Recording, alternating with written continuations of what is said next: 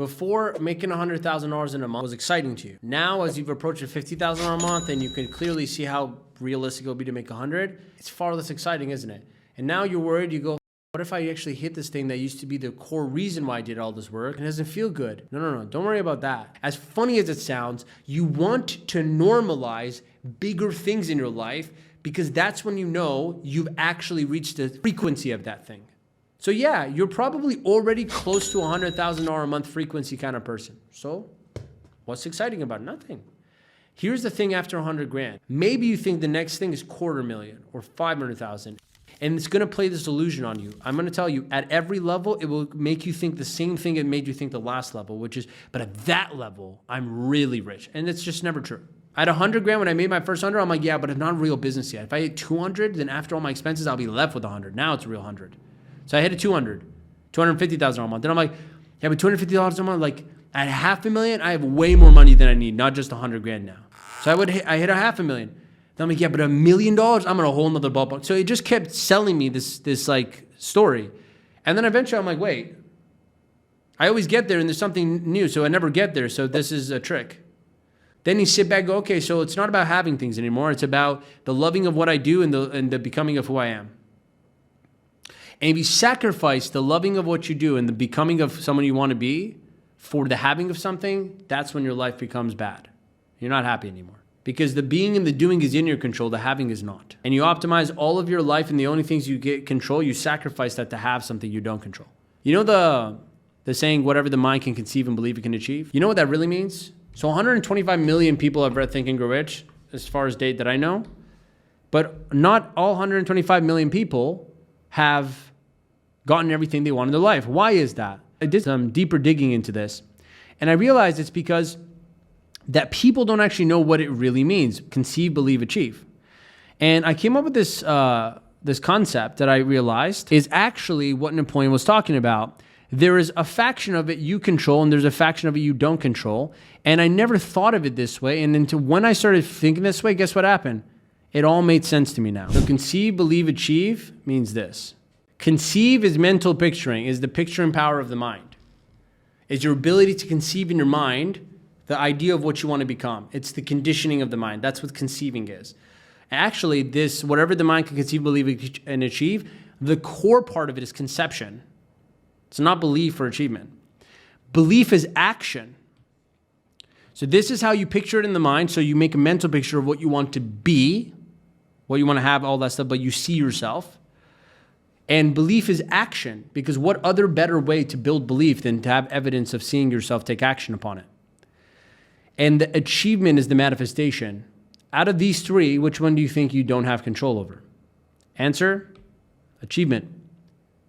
You cannot control what you manifest. You can't control what you get. You can do all the right things in a sales call, but you may not close the sale because it's not that you close the sale, it's that the person decides to buy. You might do all the right things in a business, but your business may not still yield an income, like a profit. Because it's not up to you if customers buy your product. It's up to you to do the input of things that make them want to buy. How many times have you set a goal for wanting something, but you end up getting what you need, not what you want? Another reason, in fact, evidence that you don't control what you get out of what the outcomes of what you want. You only control the inputs. And so 125 million people have heard this, but all 125 million people don't have what they want. Why? Because they didn't understand the simple fact. The real point what Napoleon's trying to say is your job is on a daily basis condition the subconscious mind on what you want and then take appropriate action towards it and leave the rest to God. So this is the process. This is the outcome. Do you see the difference? It's written all over Think and Grow Rich, bro. This is the process, the outcome. This is all the inner work we do. This is all the outer work we do. That's it.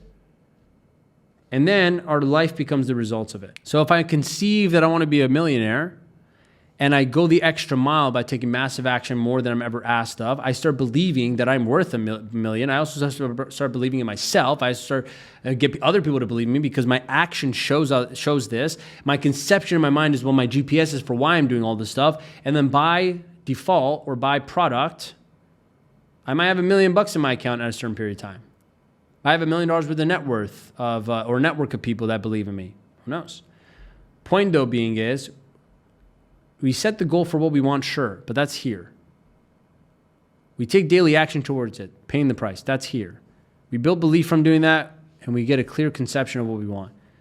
We leave this part out. The mind plays the illusion that you control this, but you don't. Manifestation is an outcome. The definition of it is it manifests something from what you've done. So manifestation is just the difference in results. It's the outcome of it. The visualization is this. In other words, bro, let me tell you this way. This is really deep. I'm in a car and I'm driving. I first must decide, right, where I want to go. That's conceiving. Before I even get in the car. Step number 1 is this. Step number 2 is I drive the car. Right? It's I actually get in the car and I drive there. Do I really control if I end up there? I mean, you can get into a car accident on the way there. Roads could be blocked. Car could run out of gas. Do I really control if I end up there? If you really think about it, you don't. You think you do, because in your mind you go, well, I know the destination and I have the vehicle and there's no reason why I wouldn't end up here. Right, that's how we think of goals. We go, well, I know the vehicle of how to make money. If I just put in the work and I start doing this every day, I eventually should have the money. Yeah.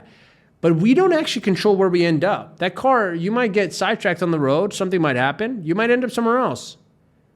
Faith is the ability to always trust that wherever you ended up is where you should be anyways. That's what faith is. That's where God comes in play. And if you don't have that, you'll always feel lost because you will never end up always in the places you want, and you'll just feel like, fuck, something's wrong. Like you can't control it because you're not supposed to. These two things we can do. You can conceive where you want to go and you can start driving, but you don't decide where you end up. Now, if you end up where you wanted, that's great. And if you don't, that's even better.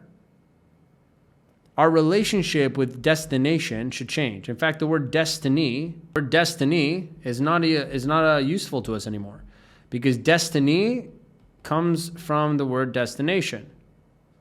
Well, destination comes from the word destiny because there are no destinations. Everything's ongoing. Even when you reach 100 grand, what are you going to do next day when you wake up? Get back to work and do more. So was it an actual place you get to, or was it just something you cross by as you're walking in this inevitable life?